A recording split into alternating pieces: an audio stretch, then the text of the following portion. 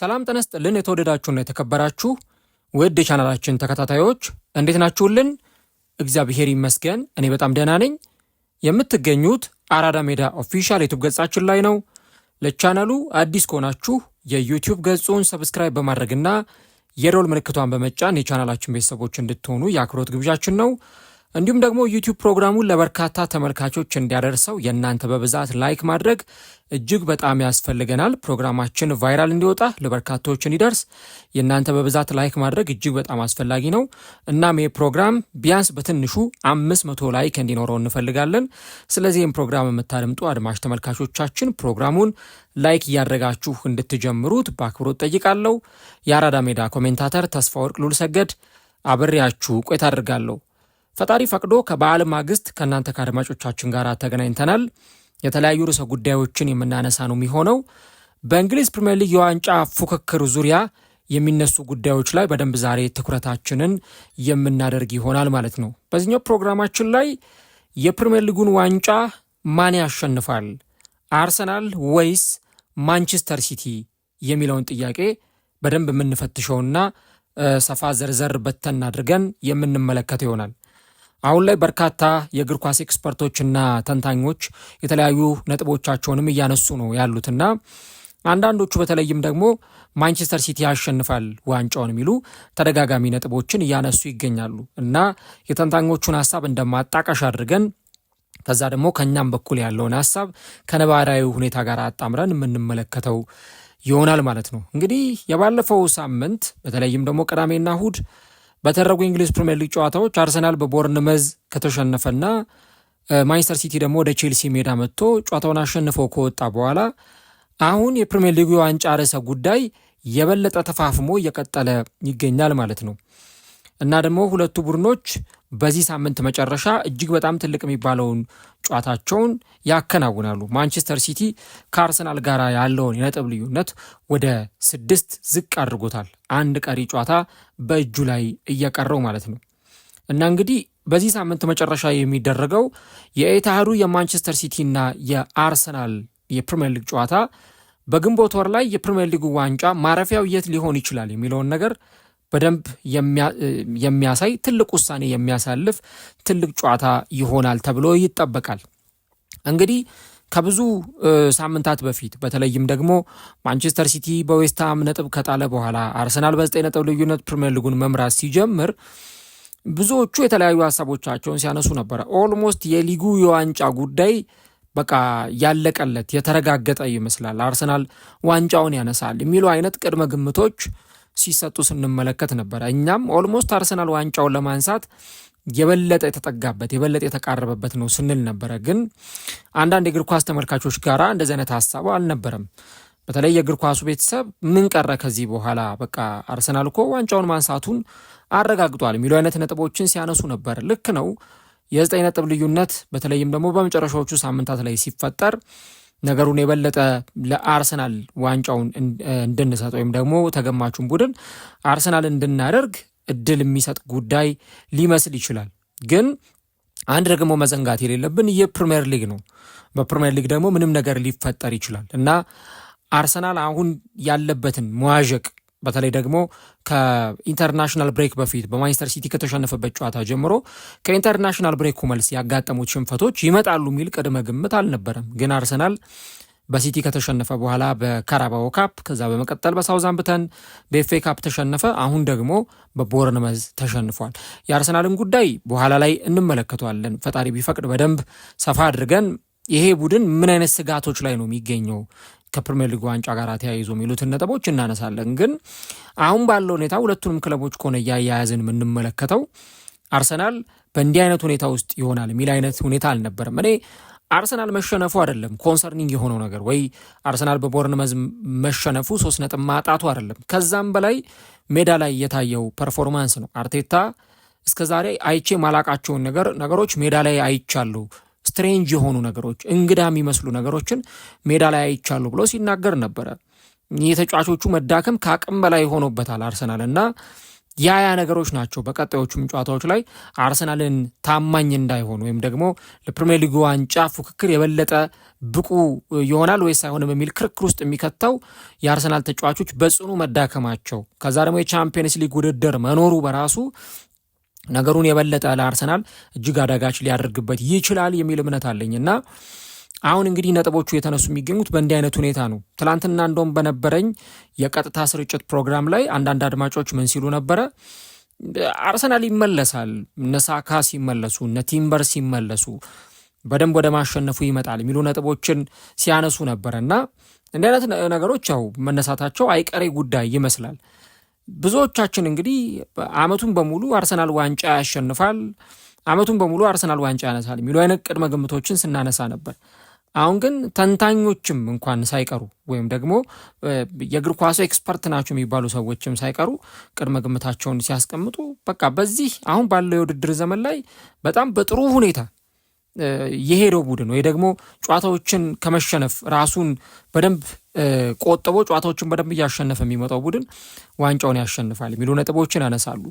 በፔፕ በኩል ደግሞ ትላንትና የተሰጠውን ሀሳብ ስንሰማ ነበረ እና በሀገረ ኢንግላንድም ሆነ በአውሮፓ አርሰናል በጣም ትልቁ ቡድን ነው እና አርሰናልን ማሸነፍ በጣም ከባድ ነው እና በጥቂት ሳምንታት ልዩነት አርሰናልን ለሁለተኛ ጊዜ ማሸነፍ አስቡት ምን አይነት ፈተና ሊኖረው እንደሚችል እና ማረፍ አለብን።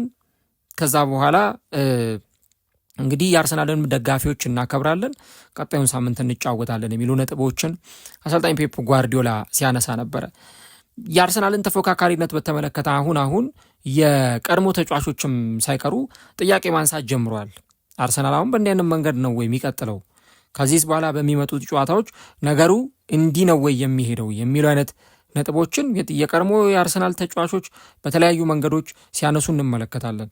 እንደውም ቴሪ ዳንኤል ኦንሪ አንድ ሀሳብ ሰጥቶ ነበረ እና በእንዲህ አይነት ሁኔታ ነጥብ እየጣልክ የምትቀጥል ከሆነ ስለ ዋንጫው ማውራት ሁላ የለብህም፣ በቃ ኦልሬዲ አሁንም ድጋሚ እጅ ሰጥተሃል የሚል ሀሳብ ነበረ ያነሳው አርሰናል በቦርንመዝ ከተሸነፈ በኋላ እና አርሰናል በቦርንመዝ መሸነፉ ከዛ ደግሞ ባለፈው ጨዋታ ላይ ሲነገር እንደነበረው የማንቸስተር ሲቲ ጥሩ ፐርፎርማንስ ላይ መሆን የበለጠ የዋንጫው ጉዳይ ወዴት ሊያመራ ይችላል የሚለውን ነገር አጣብቂኝ ውስጥ እንዲከተው የሚያደርግ ጉዳይ ሆኗል።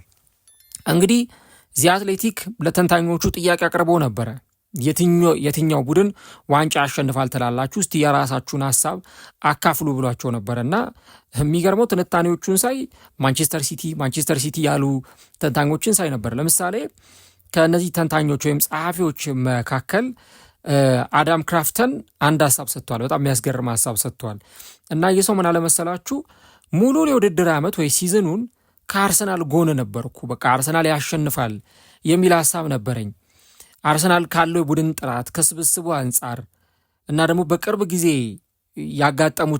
ዓመታት ያጋጠሙትን ነገሮች አቮይድ እያደረገ የመጣበት መንገድ አርሰናል ዋንጫውን ያሸንፋል ብዬ እንዳስብ አድርጎኝ ነበረ። አሁን ግን እነዚህ የቅርብ ጊዜ ፍርሃቶች ተመልሰው እየመጡ ነው እና የአርሰናል ደጋፊዎች ከጅምሩም ትክክል የነበሩ ይመስላል የሚል ነጥብ አንስቷል። እንግዲህ አርሰናሎች አሁንስ ይህንን ቡድን እንዴት ነው ምናምነው? አሁንስ ቡድኑ ይህን ታይትል ቦት ላይ አያደርግም ወይ ዋንጫውን አያጣም ወይ የሚል አይነት ፍራቻ ላይ ነበሩና አዳም ክራፍተን እንደሚለው በትክክል የአርሰናል ደጋፊዎች ቀድሞም ሲያስቡት የነበረው ነገር ትክክል ነው ማለት ነው። አርሰናል ከጊዜ ወደ ጊዜ በቃ ነገሮችን ሉዝ እያደረገ ከመጠን በላይ ስሜታዊ የሆነ የመጣ ቡድን ይመስላል እና ምርጥ ተጫዋቾቻቸው ከአቋማቸው እየወረዱ ነው። እንደነ ዙቢሜንዲ አይነት ተጫዋቾች ከአቋማቸው እየወረዱ ነው። የቻምፒየንስ ሊግ ወሳኝ ደግሞ ጨዋታ አለበት አርሰናል ሩብ ፍጻሜ ካለፈ ደግሞ የግማሽ ፍጻሜ የደርሶ መልስ ጨዋታዎችን ያከናውናል እና እነዚህን ነገሮች ስንጨምርበት ጥንካሬውና ጫናው እየጨመረ ይሄዳል። ሲቲ ደግሞ በሌላ በኩል ጥሩ መንገድ ላይ ነው ያለው። ምክንያቱም የቻምፒየንስ ሊግ ውድድር የለበትም፣ ኤፍ ኤ ካፕም አንድ ጨዋታ ብቻ ነው የቀረው ግማሽ ፍጻሜ። ስለዚህ ሙሉ ትኩረቱን የሚያደርገው ፕሪሚየር ሊግ ላይ ነውና በእንዲህ አይነት ሁኔታ ነው እየቀጠለው ያሉት። በእርግጥ ሲቲ እያንዳንዱን ጨዋታ ያሸንፋል የሚለውን ነገር እርግጠኛ ሆኜ መናገር አልችልም። ነገር ግን አርሰናል አሁን እየተጓዘ ባለበት መንገድ ያለበትን ሁኔታ መለስ ብለን እንድናይ ያስገድደናል እና አሁን ወደ ማንቸስተር ሲቲ እያዘነበልኩ ነው የሚል አስተያየት ሰጥቷል።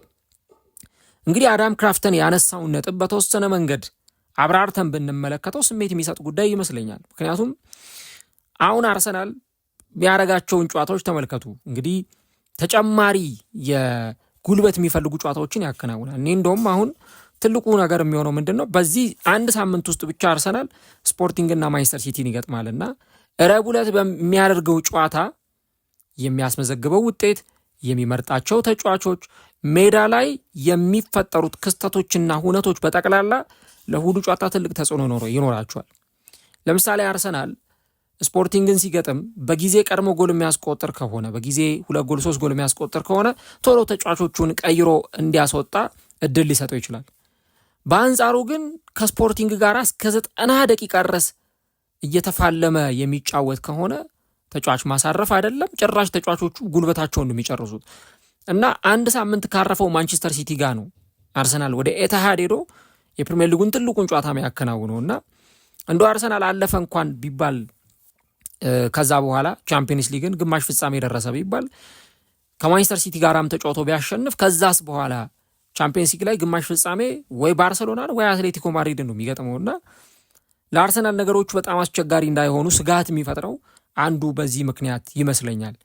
እና የተጫዋቾቹ አቋም መውረድ በደንብ ሊሰመርበት የሚገባ ጉዳይ ነው። ወሳኝ ተጫዋቾች ጉዳት ላይ ናቸው። ኦዴጋርድ የለም፣ ሳካ የለም፣ ሂንካፔ ጉዳት ላይ ነበር የሰነበተው። እንዲህ አይነት ተጫዋቾች ጉዳት ላይ እንደነበሩ አይተናል። ቲምበር በጣም የተናፈቀበት ጊዜ ላይ ደርሰናል እና አንዳንድ ነገሮቹን ስታዩቸው እንደው ከሊ ያነሳል የሚለውን ነገር እንኳን ለማንሳት ለመገመት አስቸጋሪም ቢሆን ነገር ግን አሁን ያለበት የአርሰናል ሁኔታ ደጋፊዎቹን ስጋት ላይ የሚጥላቸው ጉዳይ ይመስለኛል ማለት ነው። ይህን ነገር ነው እንግዲህ የምናነሳው። ከዛ ውጭ ሌላኛው የዚህ አትሌቲክ ጸሐፊ ሴብ ስታፎርድ ብሎር ደግሞ አንድ ሀሳብ ሰጥቷል። እኔ አርሰናል ያነሳል የሚል ሀሳብ በተወሰነ መንገድ ማንሳት እፈልጋለሁ ብሏል። እና እሱ ምንድን ያለው እንደውም እንደ ጥሩ አድቫንቴጅ አርሰናል በዚህ ዓመት ቀድሞ ብዙ ነጥቦችን መሰብሰቡ ትልቅ ቫሊዩ ወይም ደግሞ ቦታ ያለው ነገር ነው። በተለይ ሲቲ የቀድሞ ቡድኑ የቀድሞ ሲቲ ወይም ደግሞ የዛሬ 3 ዓመት 2 ዓመት የምናውቀው ሲቲ ያለው ሪትም ነው ወይ አሁን ያለው የሚለው ለእኔ አጠያቂ ጉዳይ ይመስለኛል። እና ሲቲ ከዚህ በኋላም ነጥብ ሊጥል ይችላል፣ ስህተት ሊሰሩም ይችላሉ። እና ደግሞ በሚቀጥለው ሳምንት ከአርሰናል ጋር ሲጫወቱ የግዴታ ማሸነፍ አለባቸው። በአንጻሩ ደግሞ አርሰናል በማጥቃት በኩል በክፍት ጨዋታ ወይም ደግሞ በኦፕን ፕሌይ የግብ ዕድሎችን የመፍጠር ክፍተት ታይቶበታል። ነገር ግን ከሜዳቸው ውጭ በሚያደርጉት ጨዋታ አቻ ውጤት ብቻ በሚያስፈልገው ጨዋታ እንዴት ነው ሊጫወቱ የሚችለው? ምናልባት አርሰናል ማሸነፍ አንዱ ጥሩ አድቫንቴጅ ነው፣ ግን ደግሞ አቻም ቢወጡ ለአርሰናል መጥፎ ውጤት ላይሆን ይችላል እና ምናልባት አሁን ባለው ሁኔታ በተለይ በኤታሃድ አርሰናል ሳይሸነፍ ጨዋታውን የሚጨርስ ከሆነ ከተቻለ አሸንፎ እንደው ካቃተው ደግሞ አቻውቶ ጨዋታውን የሚጨርስ ከሆነ ያ የሚሰጠው የስህተት ማካካሻ ለአርሰናል ለቀጣዩ ጉዞ ጫናውን ያቀልለታል። ስለዚህ በእኔ ግምት አርሰናል ዋንጫውን ያነሳል ብሏል ሴብ ስታፎርድ ብሎር የተባለው የዚህ አትሌቲክስ ጸሐፊ የእግር ኳስ ኤክስፐርት ይህን ነጥብ አንስቷል። አሁን ስለ ማንቸስተር ሲቲ እዚህ ጋራ ያነሳውን ቁልፍ ነጥብ እንመልከተው። እኔ እንደው ደረቅ በሆነ ሁኔታ የሰዎቹን ሀሳብ ብቻ ከማቀርብላችሁ የሰዎቹን ሀሳብ እናነሳና እዛ ላይ የራሳችንን እርሾ እንጨምርበታለን ማለት ነው። እና አሁን እሱ አንድ አንኳር ነገር ተናግሯል። ሲቲ የቀድሞ አስፈሪነቱ ያለው አይመስለኝም ያለው ነገር በትክክል መታየት ያለበት ነገር ነው። አሁን እዚህ ጋር ምንድን ነው ማንቸስተር ሲቲ ሁልጊዜም ቢሆን የምናነጻጽረው ከራሱ ከማንቸስተር ሲቲ ጋር ነው። ያለፉት ዓመታት ካየነው 100 ነጥብ አስመዝግቦ የፕሪሚየር ሊግ ዋንጫ ካሸነፈው በጣም ጠንካራ ከሆነው ማንቸስተር ሲቲ ጋር ነው ራሱ ማንቸስተር ሲቲ ነው የምናፎካከረው። እና አሁን ከኢንተርናሽናል ብሬክ በፊት እኮ አይተናል ማንቸስተር ሲቲ በኖቲንግሃም ነጥብ ሲጥል፣ በብራይተን ነጥብ ሲጥል፣ ወይ በዌስትሃም ነጥብ ሲጥል ተመልክተናል። አሁንም ከዚህ በኋላ በሚያደርጋቸው ጨዋታዎች ነጥብ አይጥልም ማንቸስተር ሲቲ፣ ወይ ደግሞ ጨዋታዎቹን በጣም በጥሩ ሁኔታ ያሸንፋሉ። ሁሉንም ጨዋታዎች እንግዲህ ከዚህ በኋላ ሁሉንም ጨዋታዎች ማሸነፍ እጅግ በጣም በጣም በጣም ወሳኝና አንኳር ጉዳይ ነው የሚሆነው እና ማንቸስተር ሲቲ ከዚህ በኋላ በሚያደርጋቸው ጨዋታዎች ውስጥ ምን ያክሎቹን ጨዋታዎች ያሸንፋል የሚለውን ነገር ካነሳን ለማንቸስተር ሲቲም ትልቅ የቤት ስራ ነው የሚሆነው። ለምሳሌ ከአርሰናል ጋር ይጫወታል፣ ከኤቨርተን ይጫወታል፣ በርንሌይም አለበት። በርንሌ ያው ቀለል ያለ ተጋጣሚ ነው ብለን እንኳን ብናስብ፣ ኤቨርተን ከባድ ተጋጣሚ ነው፣ ብሬንትፎርድ ከባድ ተጋጣሚ ነው፣ ቦርንመዝ ከባድ ተጋጣሚ ነው፣ ቪላ ከባድ ተጋጣሚ ነው፣ ፓላስም ከባድ ተጋጣሚ ነው ወረቀት ላይ ስናያቸው ማለት ነው። እና ማንቸስተር ሲቲም ነጥብ አይጥልም። እንደው ሁሉም ነገር አልጋ ባልጋ ይሆንለታል ማለት ላይሆን ይችላል። እና ሴቭ ስታፎርድ ያነሳው ምናልባት ሁላችንንም የሚያስማማ ነጥብ ነው ብዬ አምናለሁ እንደኔ እይታና እንደኔ ግምት ከሆነ። ስለዚህ እንግዲህ ወደ አርሰናል ግምቱ ሄዷል። እዚህ ጋራ ሐሳባችንን እስቲ ገታ እናድርገውና እናንተ እስቲ ግምታችሁን አስቀምጡልኝ። የትኛው ቡድን የፕሪሚየር ሊግ ዋንጫን ያሸንፋል? ከምክንያት ጋር በደንብ ምክንያታችሁን አስቀምጡ፣ ሐሳባዊ ምክንያታችሁን ማለት ነውና ቪዲዮን ላይክ ካላደረጋችሁ የ3 ሰከንድ ፋታ ውሰዱና ቪዲዮን ላይክ አድርጉት። ከዛ ግን የትኛው ቡድን ዋንጫውን ያሸንፋል? አርሰናልም ስትሉ ከምክንያት ጋር፣ ማንቸስተር ሲቲም ያሸንፋል ስትሉ ከምክንያት ጋር ሐሳቦቻችሁን ልታስቀምጡልን ትችላላችሁ። እነዚህ ተንታኞች ግን አሁንም የየራሳቸው ምክንያት እያስቀመጡ ነው። ሲቲም ያነሳል ሲሉ ከምክንያት ጋር ነው፣ አርሰናልም ያነሳል ሲሉ ከምክንያት ጋር ነው። ሌላኛው ተንታኝ ደግሞ ኦሊቨር ኬይ ይባላል እና እሱ ደግሞ ከመስከረም ወር ጀምሮ አርሰናልን ስመለከት ዋንጫውን እንዳነሳ አድርጌ እቆጥረን ነበረ እመለከት ነበረ። አሁን ግን ከጊዜ ወደ ጊዜ አርሰናል ላይ ያለኝ እምነት እየቀነሰ መጥቷል። ይህ የሆነው ደግሞ ድፍረታቸውንና ያላቸውን ጥንካሬ ስለተጠራጠርኩ ሳይሆን አጫወታቸው በጣም የተገደበ ስለሚመስል ነው የሚል ነጥብ አንስቷል። ኦሊቨር ኬይ እንግዲህ አርሰናል ላይ አለኝ የሚለውን ጥርጣሬውን ሲገልጽ ምንድን ያለው? እስከ ቅዳሜ ምሳ ሰዓት ድረስ አሁንም አርሰናል ያቺን መስመሯን አልፎ ክሯን በጥሶ የፕሪሚየር ሊጉን ዋንጫ ያሸንፋል የሚል ግምት ነበረኝ እና የቦርንመዙ ጨዋታ ላይ የታየው ውጤት ግን በጣም መጥፎ ነበረ። በአንድ ወቅት 75% አርሰናል ያነሳል ከሚል አሁን ደግሞ ወደ 60%፣ ከአንድ ሳምንት በፊት ልክ አርሰናል በነሲቲ ምናምን ካራባኦ ካፕ ላይ ሲሸነፍ፣ በሳውዛምፕተን ሲሸነፍ 60%፣ አሁን ደግሞ ወደ ማንቸስተር ሲቲ 55% ያሸንፋል ወደሚል እምነት ተሸጋግሬያለሁ ብሏል። እና የሚቀጥለው እሁድ በጣም ትልቅ ጨዋታ ይደረጋል። አርሰናል በኤታድ ስታዲየም ቢያንስ አቻ ውጤት እንኳን ካገኘ ሚዛኑን በደንብ አስጠብቆ መቀጠል ይችላል። ሲቲ ከዚህ በኋላ ያሉትን ጨዋታዎች ያሸንፋል ብዬ እርግጠኛ ሆኜ መናገር አልችልም።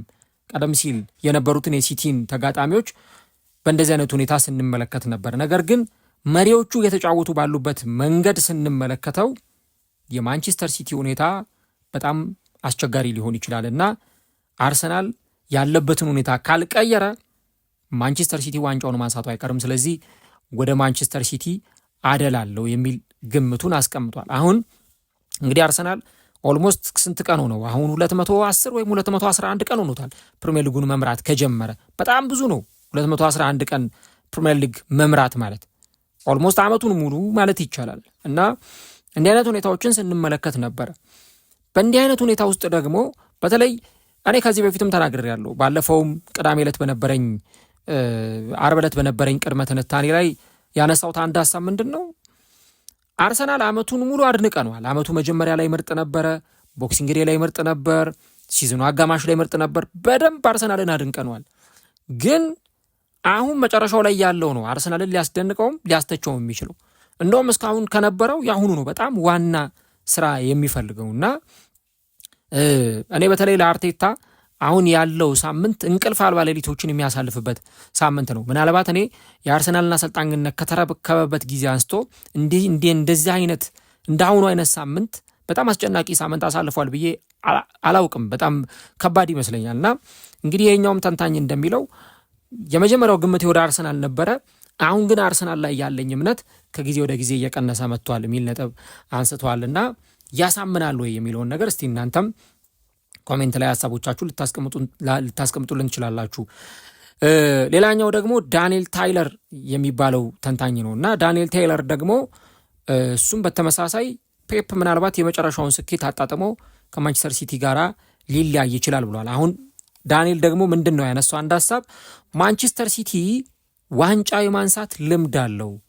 የኤታሃድ ተመልካችም የማንቸስተር ሲቲ ደጋፊም የዛ ሜንታሊቲ ያለውና የማንቸስተር ሲቲ ደጋፊ በቁጥሩ ማነስ ምክንያት መሳለቂያ ቢሆንም ከዛ ወይም ደግሞ የማንቸስተር ሲቲ ቡድን አመቱ ሙሉ በነበረው ፐርፎርማንስ ዋንጫውን አያነሳም የሚል ቅድመ ግምት ቢነሳም ቅዳሜ ዕለት ቦርንመዝ አርሰናልን ሲያሸንፍ ቦርንመዝ አርሰናልን አሸንፎ 3 ነጥብ ይዞ ሲወጣ የደጋፊው ስሜት የአርሰናል ደጋፊ ጋር የነበረው ስሜት ግን ጥርጣሬ ውስጥ የሚከት ነው የሚል አይነት ሐሳብን አስቀምጧል እና አርሰናል አሁንም በተለይ ደግሞ በሚመጡት ጨዋታዎች ላይ በቃ ሽንፈት እንዳያጋጥመው በጣም መጠንቀቅ አለበትና ፔፕ ጓርዲዮላ የእንግሊዝ እግር ኳስን ገጽታ ለ10 ዓመታት ከቀየረ በኋላ አመቱን ደግሞ በዋንጫ አጠናቆ ከማንቸስተር ሲቲ ጋር መለያየት ይፈልጋል ብሏል። አሁን ከዚህ ጋር ካነሳው የምንወስደው አንዱ ትልቁ ነጥብ ምንድን ነው? ማንቸስተር ሲቲ ልምድ ያለው ቡድን ነው የሚለው ጉዳይ ነው። ትናንትናም ላይቭ ላይ በተወሰነ መንገድ አንስቼዋለሁ። እዚህ ቦታ ላይ ያሉ ተጫዋቾች፣ እዚህ ቦታ ላይ ያለው አሰልጣኝ ለአመታት በዚህ ሰዓት ምን ማድረግ አለብን የሚለውን ነገር ጠንቀቀው የሚያውቁ ሰዎች ናቸው። ለምሳሌ ሩበን ዲያዝ ፕሪሚየር ሊግን ያሸነፈ ተጫዋች ነው። ኤርሊንግ ሃላንድ ፕሪሚየር ሊግንም ቻምፒየንስ ሊግንም ያሸነፈ ተጫዋች ነው።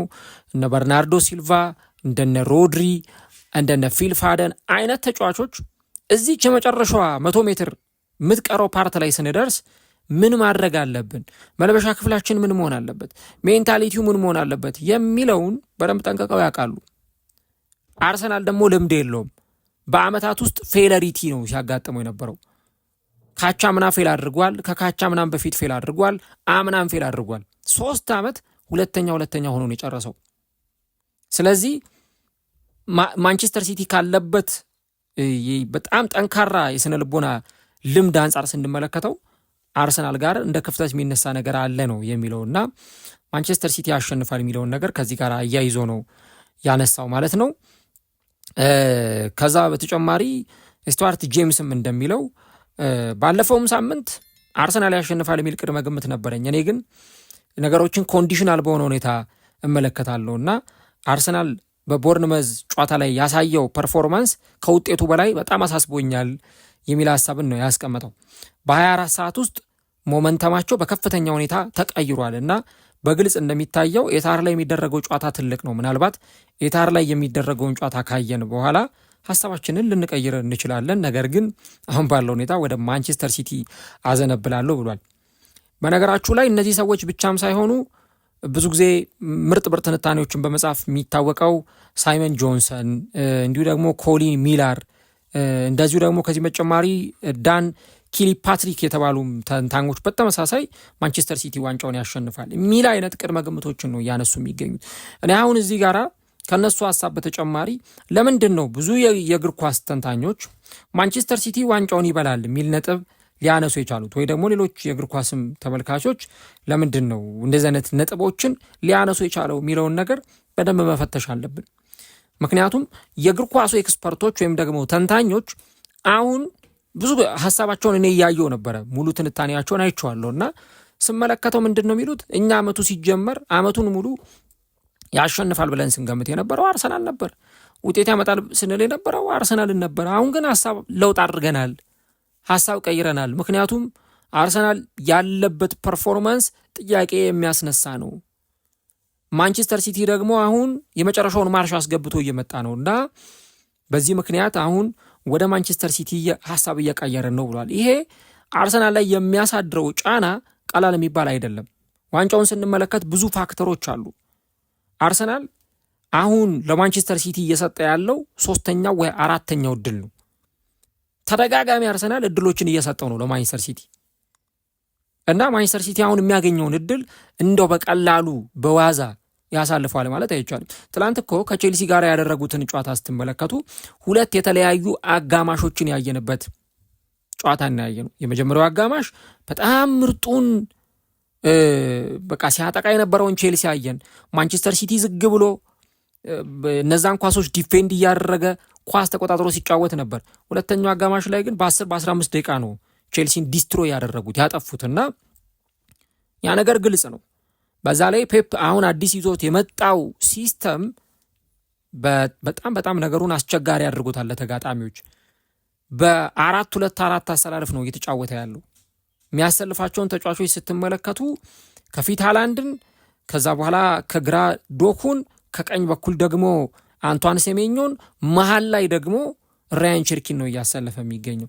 ያ አይነት ጥንካሬ አርሰናል አለው ወይ ነው አሁን እዚህ ጋር ትልቁ ልናነሳው የሚገባው። ያ አይነት ትልቁ ጥንካሬ አርሰናል አለው ወይ የሚለው ነገር ለብዙዎቻችን አጠራጣሪ ይመስለኛል። እና አርቴታ ባለፈው አንድ ጥያቄ ቀርቦለት ነበር፣ በተለይ ስለ ዋንጫው ጉዳይ አንድ ጥያቄ ሲቀርቡለት የዋንጫውን ጉዳይ በተመለከተ በተለይም ደግሞ ከአርሰናል እና ከማንቸስተር ሲቲ ፉክክር ጋር ተያይዞ የማንቸስተር ሲቲን ነገር መቆጣጠር አንችልም እኛ፣ ግን አሁንም ያለንበት ፖዚሽን ጥሩ ነው ብሏል። አሁንም ያለንበት ፖዚሽን ጥሩ ነው እና ለደጋፊዎቻችን ይቅርታ እንጠይቃለን፣ በደንብ ደግሞ ቀጣይ ወደ አሸናፊነት እንመለሳለን የሚል አይነት ሀሳቡን ሰጥቷል። እኔ እንደሚገባኝና እንደምረዳው አርሰናል አሁንም አቶታል ማለት አይደለም፣ ወይም የፕሪሚየር ሊጉን ዋንጫውን ጉዳይ ቦትል አድርጓል ምንልበት አይነት ሁኔታ አይደለም። ኢቭን በቀጣይ ራሱ በማንቸስተር ሲቲ ቢሸነፍና ሲቲ ቀሪውን ጨዋታ ቢያሸንፍ ራሱ የነጥብ ልዩነታቸው እኩል ነው የሚሆነው፣ ወይም ተመሳሳይ አይነት ነጥብ ላይ ነው የሚሆኑት። ስለዚህ ቀጣዮቹ ጨዋታዎች ማተር ያደርጋሉ እና አሁን ባለው ሁኔታ አርሰናል ታይትሉን ቦትል አድርጓል ወይ ታይትሉን አጥቷል ብለን የምንልበት አይደለም። ግን የምናያቸው ነገሮች የአርሰናል አቋም፣ የሜዳ ላይ ፐርፎርማንሱ፣ የቡድኑ እያንዳንዱን እንቅስቃሴ ስትመለከቱት ቡድኑን ስጋት ላይ የጣሉ ብዙ ነገሮች አሉ። እዚህ ቦታ ላይ አንድ ቡድን እንደ ዋንጫ ቡድን በጣም ካራክተር ያለው ይሄ የዋንጫ ቡድን ጠባይ ይዞ ሜዳ ላይ መግባት አለበት፣ ያን ማሳየት አለበት። አርሰናል እሱን ነው ሉዝ እያደረገ ያለው። አሁን ከቦርንመዝ ጋር ሲጫወት በሜዳው ነው የሚጫወተው። አመቱን ሙሉ ኤምሬትስ ላይ አንድ ጌም ብቻ የተሸነፈ ቡድን ነው። ብዙ የተደነቀበትን ነገር አሳይቶናል። የዛን ቀን ግን አጥጋቢ የሚባል ፐርፎርማንስ አላሳየም። አሁን አርሰናል አመቱን ሙሉ ሲተች የነበረው ስለ አጨዋወቱ ነው። አርሰናሎች እግር ኳስ አይጫወቱም፣ አርሰናል ደካማ ፉትቦል የሚጫወቱት፣ ግን ደካማ ፉትቦልን የምታካክሰው በዋንጫ ነው። ዋንጫ እስካነሳ ድረስ ማንም ስለ አንተ አጨዋወት ግድ የሚሰጠው ሰው አይኖርም። አንተ ጥሩ ተጫውተሃል፣ ጥሩ አልተጫወትክም፣ ተከላክለሃል፣ ዘግተ ተጫውተሃል፣ ሴት ፒስ፣ እነዛ ነጥቦች የሚያነሳ የለም። አሁን ግን የአርሰናል ጥንካሬ የምንላቸው ነገሮች እንኳን ከአርሰናል እየራቁ መጥቷል። ለምሳሌ በፊት አርሰናል በጣም የሚገርም የቆመ ኳስ ውጤታማነትን ያሳየን ነበር። አርሰናል ለመጨረሻ ጊዜ አሁን ሴት ፒስ ወይም ደግሞ የቆመ ኳስ ያስቆጠረው መቼ ነው? ሳውዛምፕተን ላይ የቆመ ኳስ ለማስቆጠር ፈልጎ ነበር፣ አልሆነም። ከዛም በፊት ከማንቸስተር ሲቲ ጋር በተደረገው ጨዋታ አይደለም የቆመ ኳስ ማስቆጠር፣ የቆመ ኳስ ማግኘት እንኳን ለአርሰናል ምን ያክል ፈተና እንደነበረ ያንን ጨዋታ የተመለከተ በደንብ የሚረዳው ጉዳይ ነው። ሌሎች ጨዋታዎችንም ማንሳት እንችላለን። ከባየር ሌቨርኩሰን ጋር በተደረገውም ጨዋታ ጭራሽ እንደውም አርሰናል በማዕዘን ምት ሲጠቃና ጎል ሁሉ ሲቆጠርበት ስናይ ነበረ እና መቼ ነው አርሰናል ለመጨረሻ ጊዜ ራሱ ሴት ፒስ ሲያስቆጥር ወይም ደግሞ በሴት ፒስ ጎል ሲያገኝ የተመለከት ነው? እነዛ ነገሮች በደንብ ማየትና መፈተሽ አለብን እና እኔ አሁንም ለመገመት በጣም አስቸጋሪ ነው። እንደኔ ብትጠይቁኝ ማን ያሸንፋል የሚለውን ነገር ብናነሳ አርሰናል ወይስ ማንቸስተር ሲቲ የሚለውን ነገር ለመገመት ለእኔ በጣም አስቸጋሪ ነው። ግን ኮንዲሽናል የሆኑ ነገሮችን መመልከት አስፈላጊ ነው። ቅድም አንድ ተንታኝ ነገሮቹ ተቀያያሪ ናቸው ሲል ነበር እና ማንቸስተር ሲቲ ዋንጫ ይበላል ብለው የሚናገሩ ሰዎች ምናልባት ቀጣይ የሚደረጉትን የማንቸስተር ሲቲም ጨዋታዎች መመልከት ይኖርባቸዋል።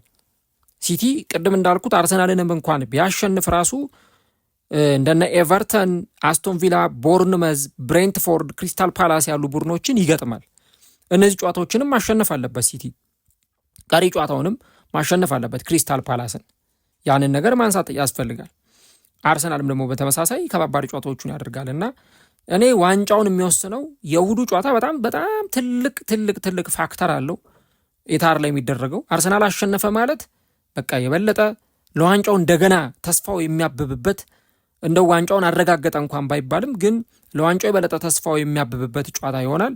ግን ደግሞ ሲቲ የሚያሸንፍ ከሆነ አሁን ሲቲ ያሸንፋል የሚሉት ቅድመ ግምቶች የበለጠ ከዚህ በኋላ እየተበራከቱ ሊመጡ ይችላሉ እና ቅድም ያልኳችሁንም የትንታኞቹን ሀሳብ ገብታችሁ ብትመለከቱ ማንቸስተር ሲቲ የሚለው ነገር የብዙዎቹ ተደጋጋሚ ሀሳብ ከምን የመጣ እንደሆነ ምንረዳው ነው።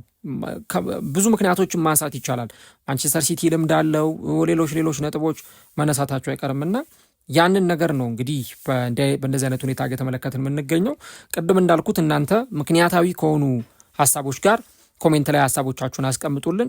ማን ዋንጫውን ያነሳል አርሰናል ወይስ ማንቸስተር ሲቲ የሚለውን ነገር ሀሳቦቻችሁን ስታነሱ ስሜታዊ ከመሆን እና ደግሞ አንዳንድ መጥፎ ነገሮችን ከማንሳት ይልቅ በደንብ ጥሩ የሆኑ ሀሳቦቻችሁን አንሱት።